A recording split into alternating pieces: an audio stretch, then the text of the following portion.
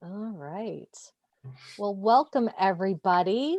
We have got a great crowd tonight, and I'm so excited that you all are going to be here because I have been super excited about tonight's event and looking forward to it. When I saw it pop up on the grid, I literally texted our PR department and went, "Mine." Nobody's arguing with me on that one. So Robert and Gracie, thank you both so much for being here tonight. Robert, you and your stories have been a friend here at Anderson's since the first Seraphina and have just been such a trusted, tried and true one of those, authors that we just go to automatically because we know and trust what you're putting out there and what we can Well, put in thank their you. hands. Well, thank you Appreciate so that. much. And Gracie, your new book, I have just been chomping at the bit to get this on the shelf so that I can start putting it in people's hands. I literally would tell people as they were coming in, and I would tell them what I was reading, and I'd be like, "No, boo boo, I've already read this book. You haven't. You're going to have to wait, and trust me, you're going to want it." So I am Oh, thank you horrible that so way. much. So I am just tickled pink to have you both here tonight to have these great new stories out in the world, and I cannot wait to start getting them in readers' hands. So without further ado, like I said, I could sit here and gush all over y'all for the whole evening, but that's not what everybody is here to do. And as we're going through this evening, everybody, if you have questions, feel free to drop them in the chat below. We're going to do a Q&A at the end, but without further ado, I'm going to turn it over to our guests of honor, Robert and Gracie. Thank you again for being here tonight. Thank you for having us. Oh, thank you so much. It's a pleasure to be here. So we are just going to chat for a while, and I'm Robert, and this is Gracie, and we both are launching books today. So we thought we would just have a little bit of a discussion about our books and about our writing career and keep those questions coming. So why don't we start with this? Gracie, why don't you tell us a little bit about your book, and I'll tell everybody a little bit about my new book. Absolutely. Thanks for the intro of it. Okay, so The Last Fallen Star is my debut novel. It's a book that's inspired by Korean mythology, and it's about Korean American witches in today's society. It's set in LA. And it's a story about a search for magic. It's a story about uncovered secrets. It's about family, especially sisters, and it's about one particular girl who is desperate to belong. So her name is Riley O. She's 12 years old, and she has always wanted to become a healing witch, just like her sister and her parents, except she was adopted and her biological parents weren't witches, which means despite having memorized all the words to every healing spell that she's ever witnessed, she just can't do magic. So she feels herself very much an outsider. And then one day, her sister Hattie discovers the spell in which she can share half of her magic with Riley.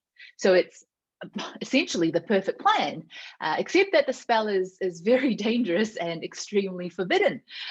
Do they ignore the spell? No, they don't. And do they cast it anyway? Yes, they do. And then things go terribly wrong, as they are wont to do.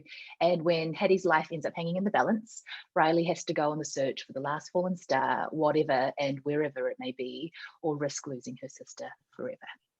So that's The Last Fallen Star in a nutshell. Wow. Robert, what about you? Tell us about your book. Okay, well, Willa of Dark Hollow is the name of the book. It's number 2 in the Willa series, but I want everybody to know that you don't need to read Willa of the Wood, the first book. You can just jump right in with Willa of Dark Hollow if you want to. It's written in such a way that even if you don't know what happened in the previous book, that's okay. It's an independent story. And you also don't need to read any of the Seraphina books either. People have asked me about that. And of course, you can read all my books if you wish. That would be great. But you certainly can start with Willa of Dark Hollow. So Willa is this 13-year-old girl. She is what's called a Farron. So she lives deep in the forest of the Great Smoky Mountains here in near where I live in Asheville, North Carolina. And she has these magical forest powers. So her skin isn't white or black or brown. Instead, it's the color of what's ever around her. So if, for example, she's hiding in the bushes, her color her skin color turns green and leafy in appearance, and so she camouflages. If she's standing next to the trunk of a tree, she looks brown and craggy like the bark of that tree. And so that's how she hides from her enemies. And she also speaks an ancient language that's so old that all the animals of the forest in which she lived, they understand it instinctively. And so her best friends are wolves and bears and otters and all the animals of the forest. She does have interactions with people who aren't Farron. She has an adopted human family. So she lives with her father, who is a man of European descent who has lived in the Great Smoky Mountains, his family has, for many generations. And he is married to a Cherokee woman, and they have 3 kids. And those are Willa's adopted brothers and sisters. One of the main characters is Hialeah, and that's Willa's Cherokee sister.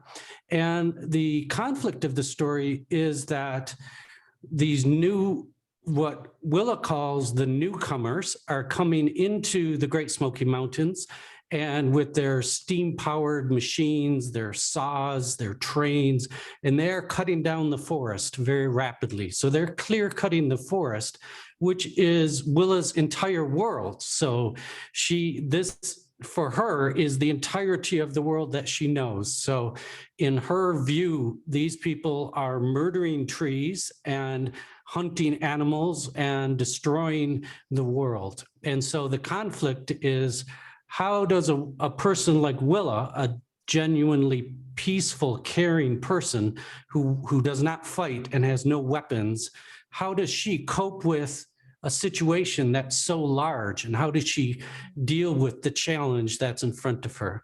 So it's a bit of history mixed with mystery and magic, kind of all blended together. And it is written for kids that are 8 to 14, but there's plenty of adults reading as well. So I love to see, for example, that we have situations where I'll be at a book signing and 3 people will come up to the book signing table, and it will be the little girl, her mother, and her grandmother, and they'll all have been reading the books. And that's sort of my favorite thing, is for the grandmother and granddaughter to be reading it together. So yeah, so I think that's a little bit about both of our books. Maybe you could tell us a little bit about how you got started writing. I would love to, but before that, I need to fangirl slightly because I have my copy of Willa of the Wood here. I'm a huge fan of it, and you're absolutely right. I'm one of those people who's definitely not in that 8 to 14, I think it was, age category. But I absolutely loved it, and I cried like a baby in it. I'm a huge animal lover, and I know if people, obviously, if they haven't read Willa of the Wood, then this is a spoiler, so I won't say too much, but I have a bone to pick with you, Robert. I have something I had to say, and I'll just say one word, and it's scout. I understand. I already, you didn't even have to say that. I knew the part that made you cry. There were actually several parts, but that part I said, Me? No. There you go. Okay, I we're have back. to say, I really wanted to throw my book at that point, but mostly just because you'd created such an amazing, loving world that it affected me so. So anyway, I just wanted to tell you that, and that I'm a huge fan, and it's very exciting for me to be here to talk to you. Good. So anyway, you were saying, how did I start maybe you could tell us a little bit about how you got started writing, and then I'll do the same. Yes. Okay. So writing was never really a thing for me. I've always loved books. Ever since I was a child, I devoured books. My dad used to take me to the library every week, and when we ran out of books there, he'd take me to the local garage sales to try to find books that we might have missed. And it was only much later, as an adult, when I was at a crossroads in my career thinking about what I wanted to do going forward. I worked in diplomacy, and I wondered, is that the career I wanted to continue in, or was there something else, a creative itch I needed to scratch before it was, too late? Not that there's ever a too late, and I discovered books again, just how much I loved them. And then I realized that all of the books that I'd loved and treasured as a child, they didn't have me in them. I was invisible on the page. No one who looked like me existed in these books. And I felt so affected by it because I felt like I was being told by society that I didn't deserve to exist. And I was really upset about it. And I complained and whined. And then one day I realized there's no point complaining and whining, but I can do something about it, which is to pick up my pen and try telling those stories myself, So that's how I got started writing. I wrote a few things, and then this one that is being published now is my first published novel. And I'm so excited for it to be in the world and for me to share it with not only other people like me who now through the story may be able to see a little bit of themselves being represented, but for all people who might be able to go on an adventure with Riley O and experience a little bit of our world. Yeah. How about you, Robert? First, that's wonderful. So thank you for sharing that story with us. Congratulations on your debut novel. You picked the best publisher in the world, if I may say so myself. Oh, I can't say I picked them. I feel like they picked me. Let's just say the last fallen star aligned. The stars aligned, right? Yes. Yeah. So congratulations on that. So my story is a little different. It kind of goes like this. So when I was about 11 years old, I used to love reading. I wasn't a super strong reader or anything, but I loved experiencing stories in whatever form they were. So for example, I loved reading The Hobbit and The Lord of the Rings and fantasy stories like that. But I also loved movies, and I loved listening to the stories that my father would tell around the campfire when we would go out into nature. And one day I was at home and I ran out of books to read, and this was before Kindle. And so my mom said, well, why don't you go play with the typewriter in the closet? And so I pulled out the IBM Selectric typewriter, and she literally said, go play with that. And so I didn't know what else to do with it. So I put a blank piece of paper in it, and I typed out chapter 1, and I just started writing. And I started creating a story, and I just fell in love with this idea that, wow, I could create my own story. And so I wrote my first novel when I was 11. I'd love to say that it was so awesome and a national bestseller, but it was not. The only person I could get to read it was my mom. But she read it and she gave me some tips, and I said, okay, I'm going to do better. My little brows were furrowed, and I said, okay, I'm going to do better next time. And so I started my next book. So I wrote another novel, and I just kept writing and writing throughout my life, for my whole life. Now, I did do other things along the way, but I would do all these other things, but no matter what else I was doing, I was always writing almost every single day. So at my job, I would come in the corporate world, I'd come home at 10 or 11 at night, and I would work on my novel because that was what drove me.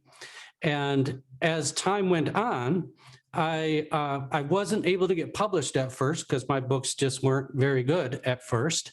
And then when I became an adult and I started shifting into writing books for adults, and then one day my young daughter, she was about 10 or 11 at the time, and she said, Dad, can I read what you're writing?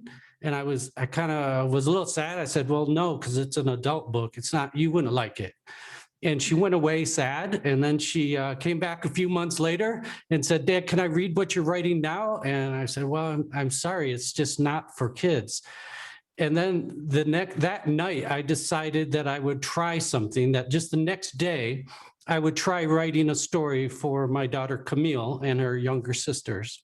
And so at that point, that morning, I put my project away that I was working on and started working on that book. And I just immediately fell in love with it. I just thought, wow, this is what I was meant to do, because now I can see this story, and I just felt so alive writing a story for Camille and her sisters. So I wrote that, started working on that story, but I was terrified that they wouldn't like it. And I had only been rejected through my whole life. And so I thought, I don't think I could handle being rejected by my own daughters. So I thought, okay, my diabolical plan is I'm going to get them to help me write it. So I started talking with them, and we would brainstorm, and they helped me come up with the story. And then I wrote the chapters, and I would read the chapters to them, and they would give me their critique. It was brutally honest, and I learned a lot from it. They'd be like, "Dad, that part's so boring," or "That part's really awesome. Do more of that." And so we worked on that book together, and that book was called Seraphina and the Black Cloak. And that was my breakthrough novel that became published. So it took the assistance of my daughters and my wife to eventually become the writer that I needed to become. So that's a little bit about my story. I love that. I just had shivers down my spine. I was imagining you there with your daughters' heads huddled together, plotting out what was going to happen. Oh, right. That's amazing. Are they still involved in your writing process now? Like, were they involved in Willa at all? They are, yes, definitely. So they're all getting older, of course, but I have the next, and she's not the next generation, but the next one is my youngest daughter, Elizabeth. She's 9 now. So she helped extensively with Willa of Dark Hollow. And then my other daughter, Camille, who I mentioned before, she is also one of the main inspirations for it, because she's very close to nature and trees and just loves all the interactions of animals and so on. So her and I went on trips to the Great Smoky Mountains and just spent hours alone in the forest, exploring what Willa was going to be like and what special powers she would have and so on. So it's very much still involved with my entire family. My wife as well is very involved in the writing process. So people say, well, you're a family man. Affair. Yes, some people say, well, you're a man. How can you write about this little girl? And I'm like, well, I have my own built-in focus group and consultants on call at all times. I love that. I love that. So your research, sorry. I just feel like I want to interview you constantly through this. Just so intrigued.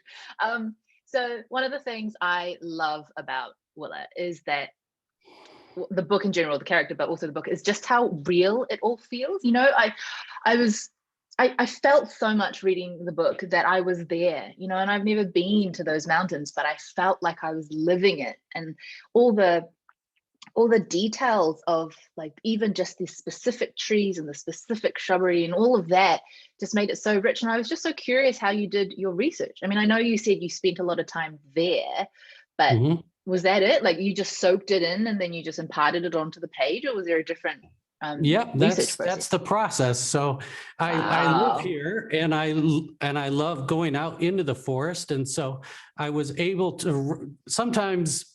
It happened on the Seraphina novels as well. People would say like, for example, I would have this elaborate description of Biltmore House or of a beautiful sycamore tree in the Great Smoky Mountains or something. And people would say, you have such a vivid imagination. And I'd be like, well, I don't know, is it imagination or is it description? Because I was actually there writing about something I was seeing and feeling at the time. There's, of course, imagination involved, but that real life setting, which is very important to me, that there's a feeling of realism comes from actual personal experience.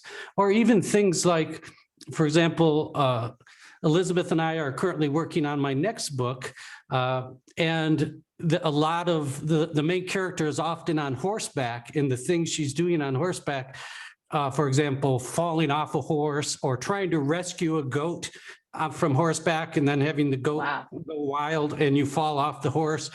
And all these things were from personal experience. So I try to make things as real as possible. Yes. So I have a question for you. So Yeah. this is your first book. I don't know if Mhm. you can tell me this or not, but do you envision a second book in this series? Yes, yes. So You it's the do. first in a Okay. trilogy. Yes. So I'm actually my deadline for the revision of the second book is due this month, actually. So Oh, yeah, I gosh. need to get that done sometime soon. Yeah. But yeah, so I always envisaged it as more than one book. I Mhm. wasn't sure if it would be two or three, but I'm contracted now to do three. So hopefully I'll figure out what happens in the third book at some point. Yes. Um, but yeah, I think one of the things I loved creating this story was the world, and it's a world that I personally would love to live in because it's the subculture of Korean witches, Korean diaspora witches living around the world. I mean, the first book is set in LA in the US, but in my mind, the world is everywhere that Koreans have traveled outside of Korea. So in New Zealand or in Australia, in Germany, in Brazil, wherever Koreans have Right. migrated to. So I would love to be able to explore more of that. Yeah, And different places where. your book launched the same day as mine, and it's Yes, launching this week, so it should be available in bookstores now, right? that's right. Yes. Yeah, And the that's age right. group is what, 8 to 14, or what Yeah, is the the age? same. The same Okay. as you. Actually, I'm not sure the exact age. I think it's 8 to Okay. Are there 14. Yeah. what would prevent a 7-year-old from reading it? Are there scary parts, or is it just Yeah. I mean, I don't think that there would be any problems for a 7-year-old okay? reading it or a So 70-year-old, to be honest. I don't, sure, yeah, I yeah, don't think yeah. it's, yeah. So younger kids could read it. It's no issues with that. So as long as they have Yes, the I think ability to so. read it, it's okay for them to read. Yeah. Yes, Now my that's books, right. on the other hand, are really spooky sometimes, and so Oh, uh, yeah, you know, beautifully so. yeah, thank you. So we have to be careful about that. So I don't recommend it for really, really young readers, but Mm-hmm. so I normally say for 8 to 108. And if you're over 108 years old, it might be too much for your heart to be able to take some of those more stressful scenes. So you need to be careful if you're beyond that age. So Hey, Robert, I was wondering, so you said that you've done obviously other things apart from writing, even though writing has been the passion and love for you since you were young. And I know from reading your bio that, I mean, you have done some incredible things, like being one of the founders of cloud computing. I mean, my mind went brrr when I read that. So at what point did you decide to make the full switch, even though your heart was always there? Like, how did you know to go, okay, now I'm going to put all my energy into writing? Must have right. been hard. Yeah, it was very hard and a little scary, but I had a lot of benefits to my advantage. So I was the founder and CEO of a software company, and that was my passion and what I did for 80 or 90 hours a week for many years, like 15 years. And I loved it. I thought that was going to be my life. And I was fine with that. And I would write my novels at night, and my spirit was full and I was doing well. But then we got some bad news. My wife got sick, and she got cancer. And that really was a sock in the gut. That really hit me hard and hit her hard. And I thought, okay, I'm working 80 or 90 hours a week, and I don't see her that much, and I don't see my kids that much. And this really triggered something in my mind to say, life is short, and there may be other things that you want to do and that you need to do with your life besides just totally focus on your company. So at that point, while she was sick and going through radiation and chemotherapy, I actually sold my software company and stepped away from it. And then I could focus on my wife and my kids. And I actually had to move away from the state where my company was so that I could get far enough away from it so that I could stop paying attention to it and separate myself from it. And then I found myself in a situation where, okay, now I'm free and I can focus on my kids and on my wife. And she went through chemotherapy and radiation, and her cancer was cured. She's now been cancer-free for many years. So thank God for modern science. It was interesting because when the doctor said what kind of cancer she had, I got out a book about it, and the book was a bit old. I did not realize it, but it was maybe about 15 years old, this medical book that I looked at, and it said that 98% of all the people who have this cancer die. And that was really scary. Well, 15 years later, because of the improvements and the medical improvements in the field, there was a much better rate than that, and they were able to save her. So she's doing very well today and has been for many years. And she also helps me write these stories. So that's, when I got to the point that I was doing that, that's when I said, okay, I'm going to start writing stories for my daughters and give them a character, a girl, kind of a strange and unusual girl with a heroic heart, and have her go through all sorts of challenges and problems and difficulties. And I just wanted to, kind of like you felt, and kind of your motivation as well, I just really wanted to show girls in action doing heroic things. And I wanted to show my own girls, but I wanted to show other girls as well. One of the things that's kind of ironic, I didn't even think about this angle when I wrote the book, but now that I've written it and I talked to the boy fans, the fans of the book that are boys, and they love it because of the action and the mystery and all the fighting and all the things that happens in it. And I can see, wow, it's really healthy and good for the boys to see these girls doing heroic things as well. So it's almost just as important for a boy to see a girl being amazing as it is for the girls to see the girl being amazing. So absolutely, I totally agree with that. And again, growing up, I read a lot of books, especially the fantasy adventure ones where the hero was a boy. And that's why I think, for example, like his Dark Materials by Philip Pullman, why I adored that so much, because it was a girl. And I thought, wow, a girl can be a heroine of her story too. That was so powerful. Yeah.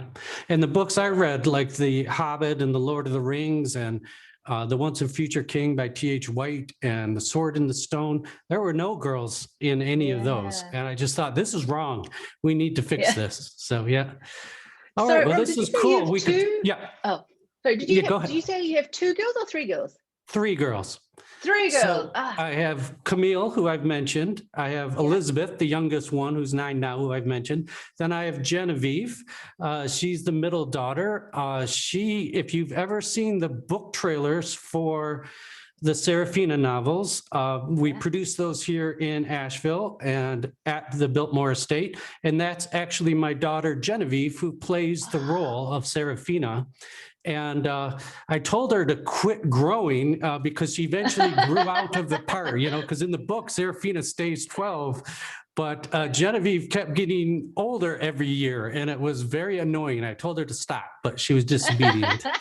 How disobedient. Yes. Yeah, so, I'm one of 3 girls also. And I have to say, I'm so grateful to my parents for giving us each other, because we are best friends, and sisters are the best. Yeah. Lucky girls. Well, maybe let's segue to some questions. So let's see if there's any questions from the audience.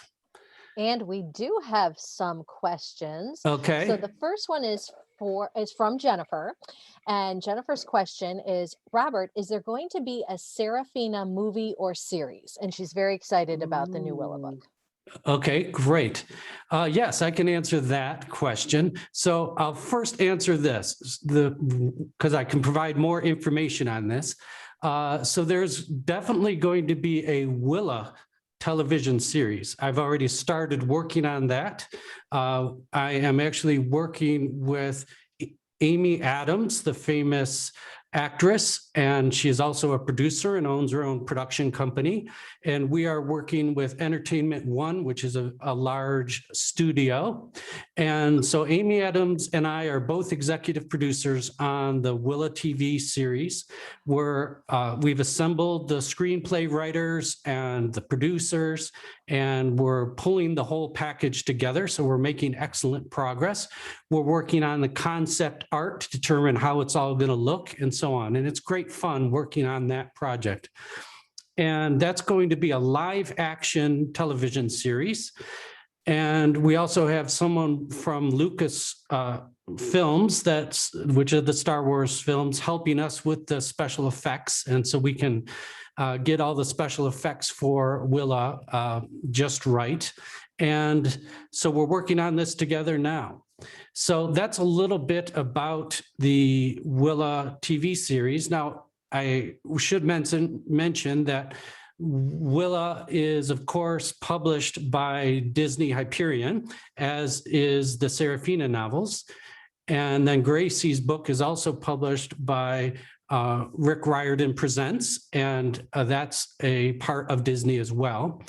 And in my case, the Willa story may display or show on Disney Plus or be related to Disney, or it could be someplace else. So we just haven't yet determined where it's going to show up, whether it'll be Netflix or Disney Plus or Apple or whatever. So I hope it's up on Disney Plus, but we'll just have to see how that goes. And then to answer the question about Seraphina, so we were making good progress on Seraphina, pulling a team together, and then COVID kind of wrecked everything and messed our schedule up. And so we're having to reassemble our team and figure out how we're going to bring this to the screen. So I don't have any specific firm dates or information on the Seraphina television series or movie. It's sort of open at this point, but believe me, I love film and I love television, and I definitely want to bring Seraphina to the screen. So stay tuned for news in that area. And we want you to so bring exciting. Seraphina, right? I know. So you just lit up the chat with all that. Okay, great. Yeah, exactly. And Graci, as I was reading your book, it was like watching a movie on the pages in front of me. Has there been any talk about making Last Fallen Star into a movie, to bringing Hattie and Riley's story to the screen? Oh, And first if of all, not, who do we need to talk to? It's very kind of you to say. And actually, the series has been optioned by the Disney Channel. I know optioning doesn't necessarily guarantee anything, but they are working to, they've got a script writer who's working on it right now to put a pilot together. So we'll see if it comes into fruition. And what they have in plan, I understand, is a live action television series as well. So we'll see. Exciting times. Okay, she's being very modest, in my opinion. I think that sounds very promising to me. That's what I'm just being very coy. Yes. Yeah. No. I honestly, I'm told often that these things often don't happen. Yes. So I'm just being very realistic about it.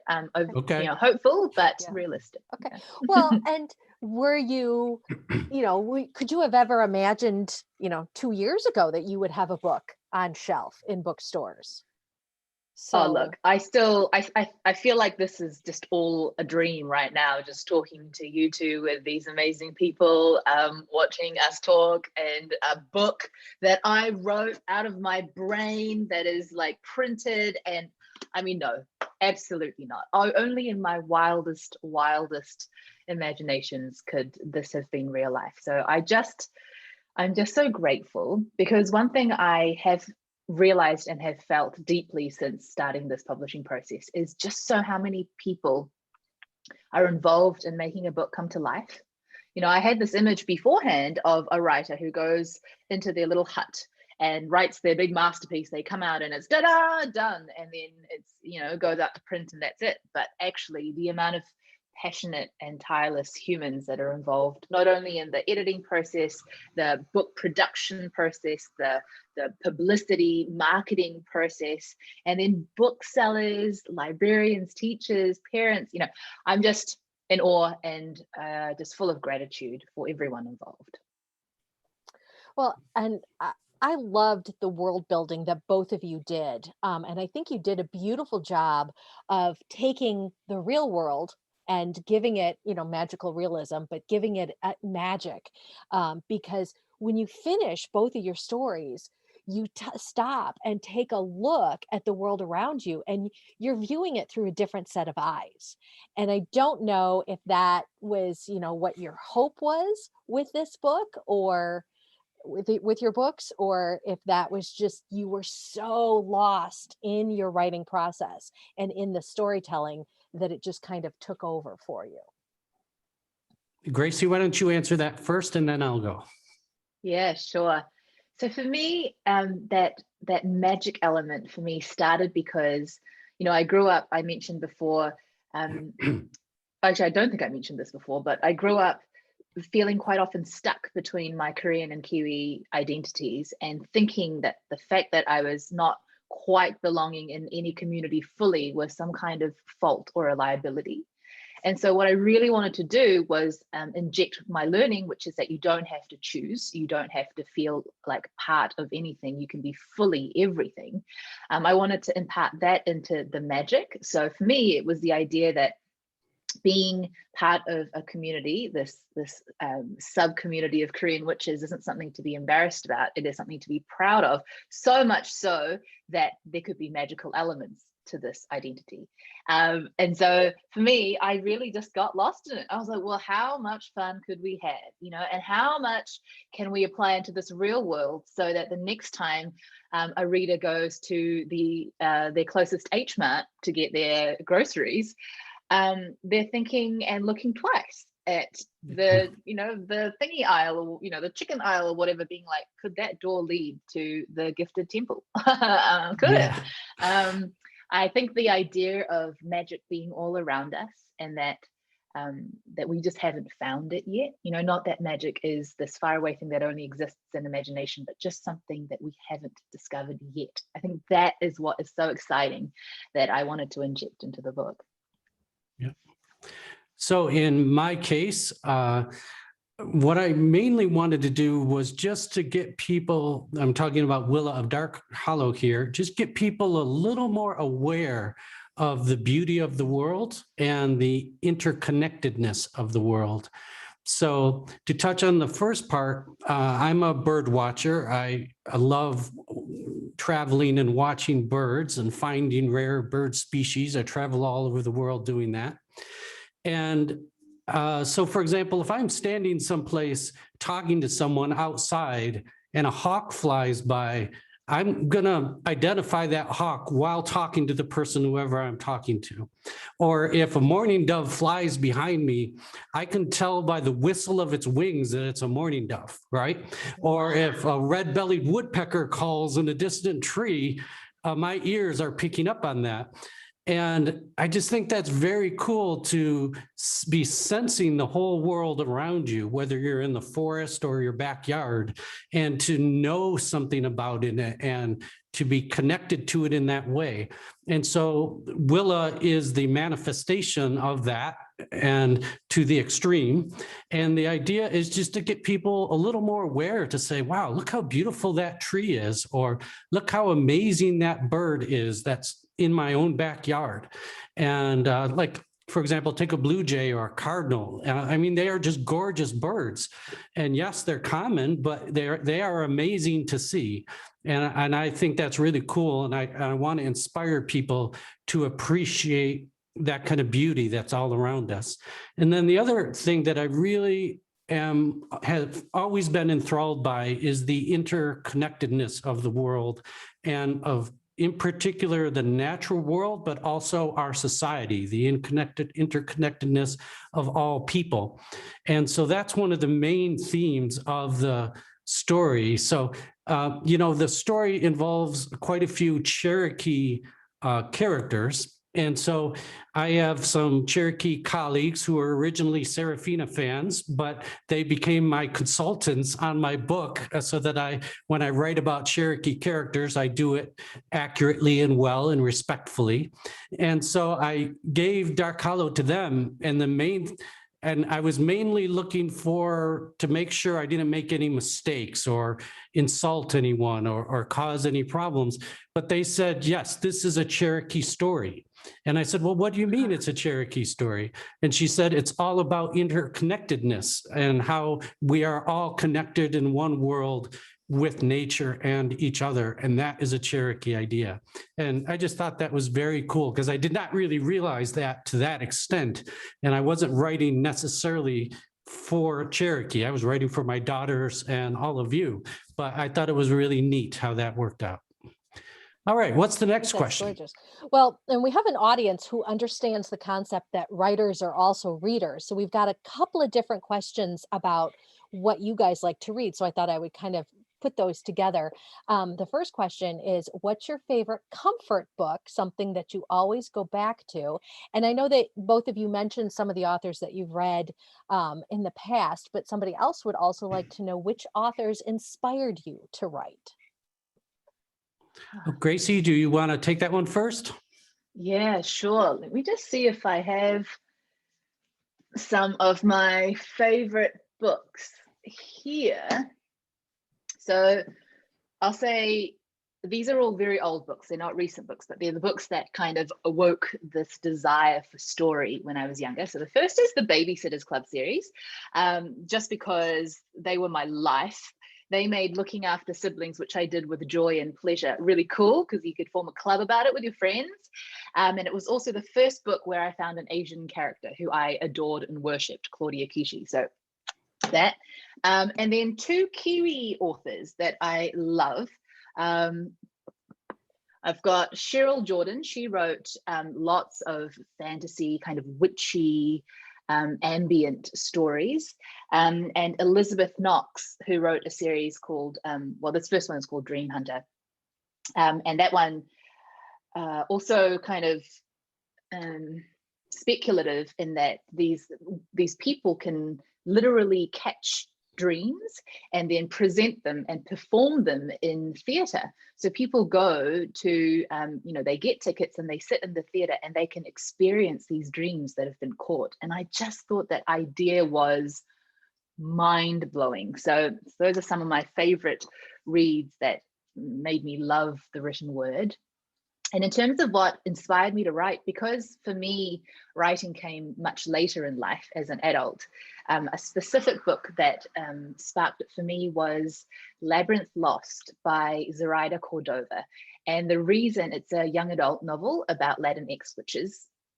And the reason that sparked it for me was because it was the first time, despite my passion for witch stories, I just love anything to do with witches. It was the first time I'd seen witches that were different, witches of Latinx heritage. And I like stopped. I had this like shiver go through my body. And I thought, could I write about Korean witches? Could Korean witches exist? And if they did, what would they look like?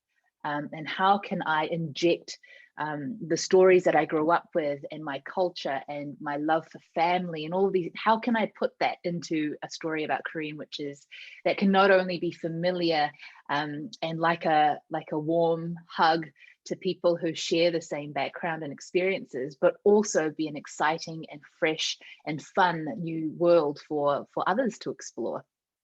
So yeah, I don't know if that answers the question. Well, that sounds good. All right, well, let me give it a try here. So I, of course, love books and I've read many books, so it's hard to choose any one above any others. But if the person who asked this question is looking for recommendations, one that's very good are the books from Jonathan Stroud, who is a Disney Hyperion author. He wrote Screaming Staircase, so it's a spooky ghost story. So if you like being scared, like when you were reading Seraphina, you might give that a try.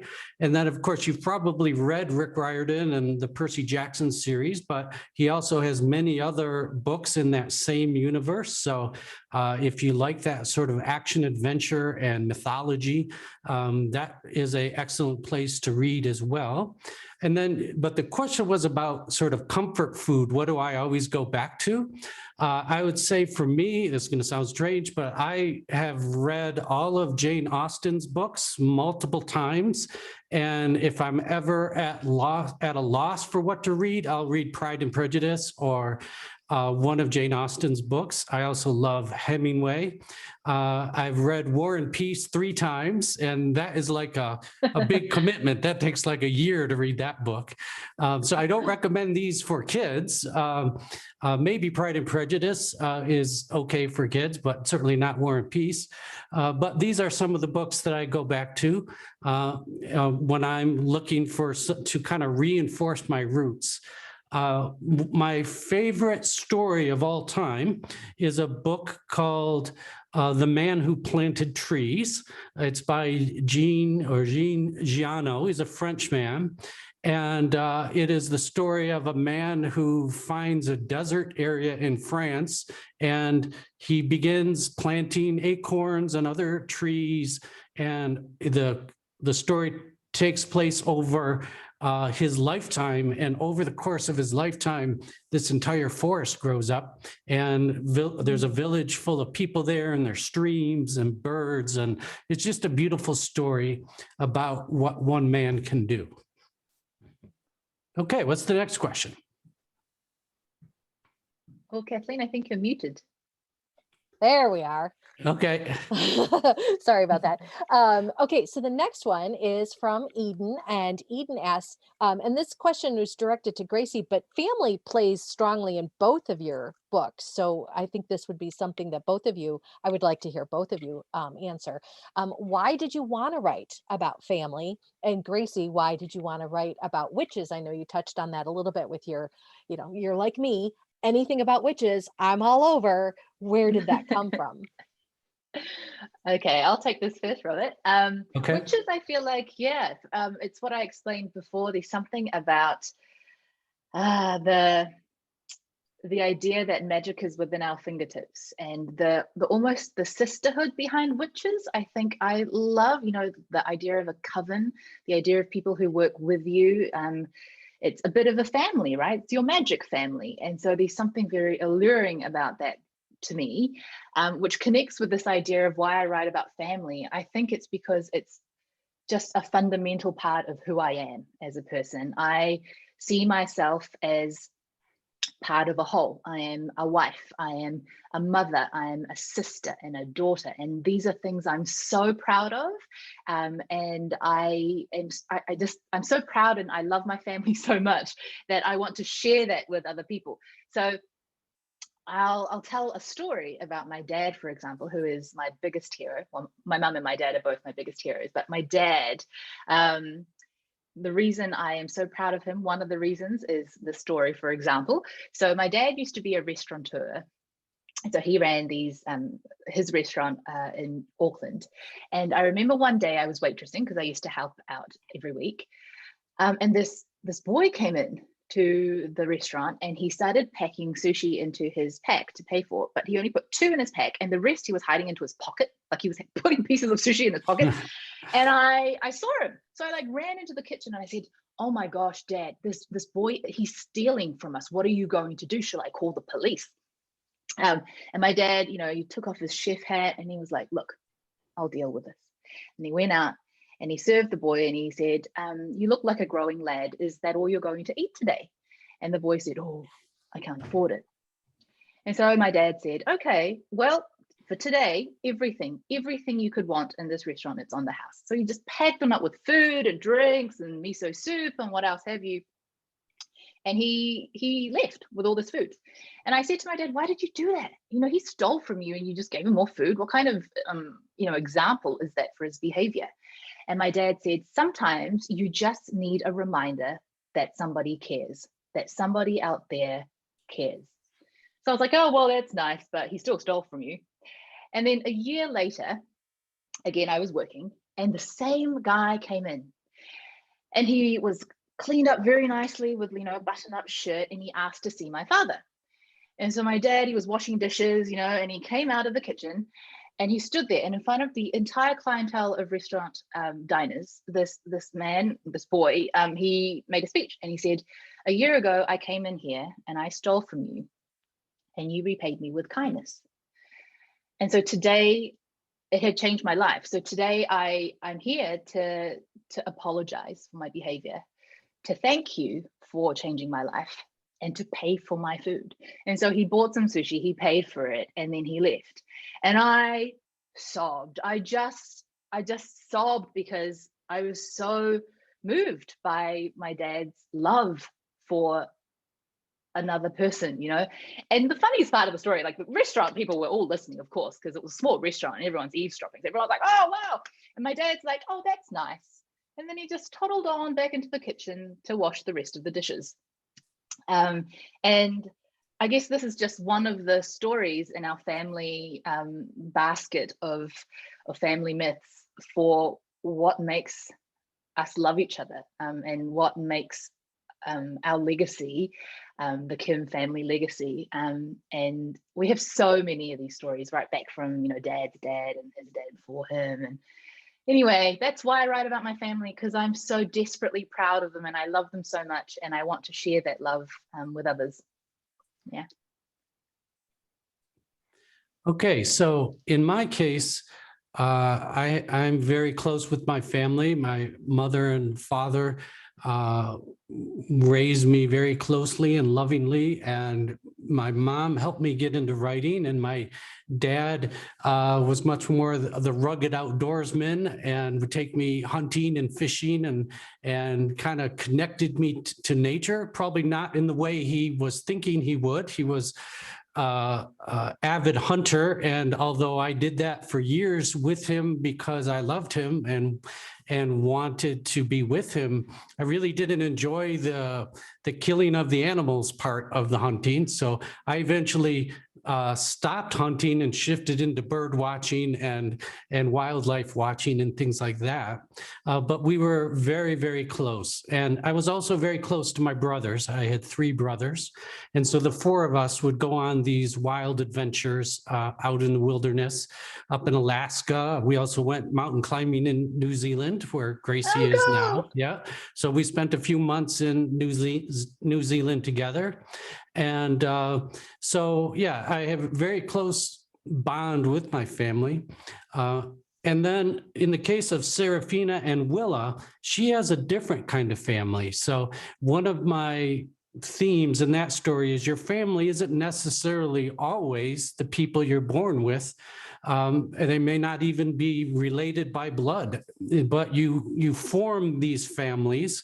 And so in the case of Seraphina, she had her adopted pa, and she had the Vanderbilts. And so she had this sort of extended family around her.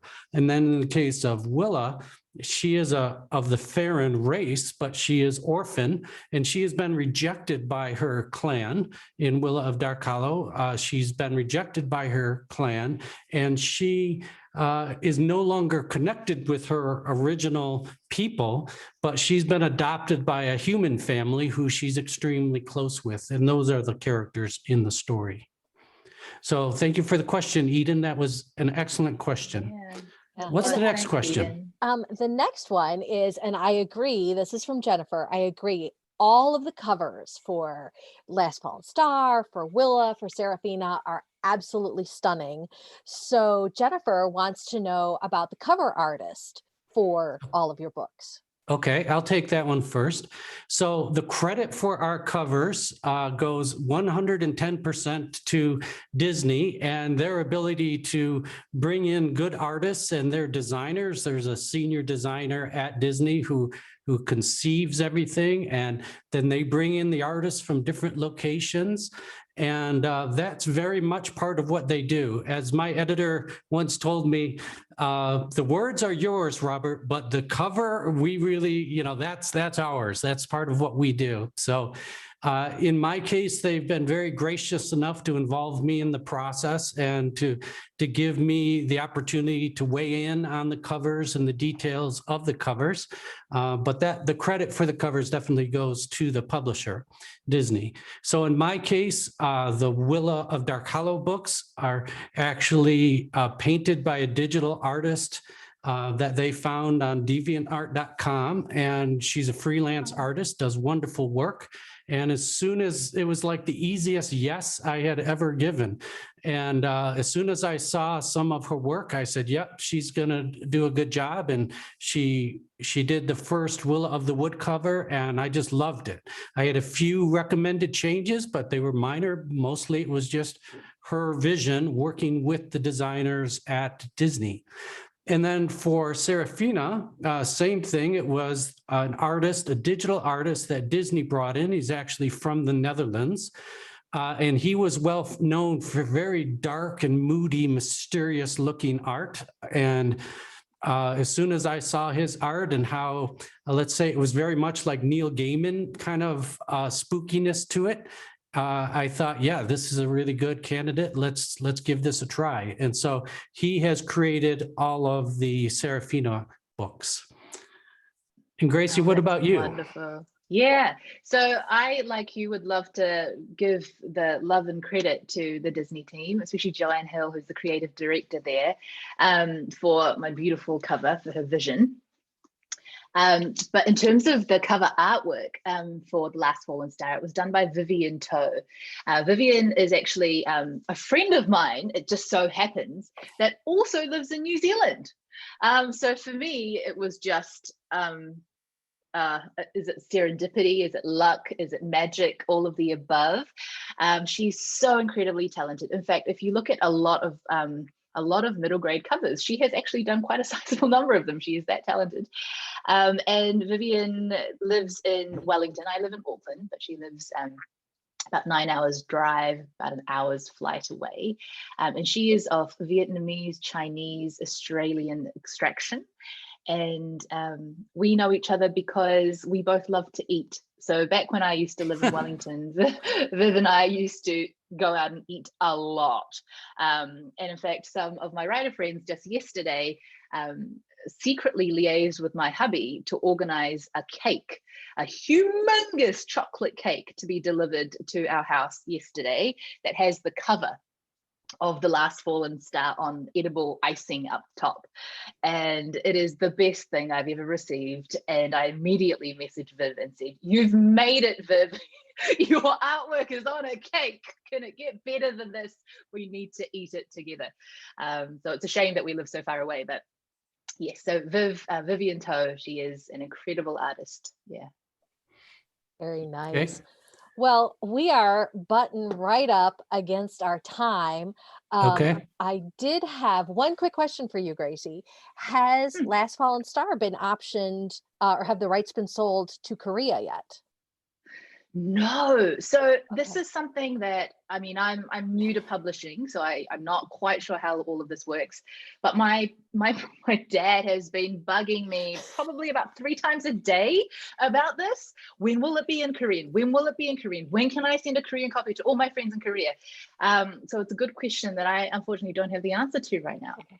I was just curious. It was my own morbid curiosity. Yeah. So, yeah. Well, at this point, if anybody feels comfortable and you want to turn on your cameras so that we can all see who is here, I would invite you to do that. But again, I just want to thank Gracie and Robert. I just want to thank you both so much, not just for being here tonight, but Gracie, you said something about, wanting to share that love of family with others. And that's one of the things that I think both of you have done so well. You have given us stories that we love to share with each other. And one of the things that I like to remind everybody is that, stories are the things that is the thing that reminds us that we are all connected. So, Gracie in New Zealand, Robert in the Smoky Mountains, we all have that shared love of storytelling. And that's what we're here to celebrate tonight. So thank you for reminding us of that, for giving us the stories that we love to share. It's just been a delight reading your books. I am already chomping at the bit for the next ones. Good. Well, thank you. I want to thank everybody who participated today and for turning on your cameras. It's nice to see you. Hello, everybody. Hi, hi, LA, Eden, Haley, Lely, Guillaume. Bonjour, I should say. Yeah. Yeah. Yeah. Okay, so There we thank you are. for having Thank us. you. It has been a great honor to talk to you and to talk with Gracie Kim about her new book. So I just want to say, stay bold, as Seraphina would say. So I'll sign Absolutely. out. All right. Thank you all so much Thank for you, coming everybody. tonight. Thank you all. If you haven't had a chance to pick up your books from Anderson's, we've got them in stock at both stores. If you ask for your book to be shipped out, those will get out to you. And if you ask for a store pickup, we'll give you a call when they're ready. So Gracie, thank you so much for everything. And y'all, I wish I could be with you all when you get a chance to read these books and finish them, because I just want to see your reactions. So enjoy, enjoy, enjoy. And thank you, Gracie, for everything. Bye, everybody. Thank Have you. a good night. Happy Bye. reading, everybody. Bye. Bye.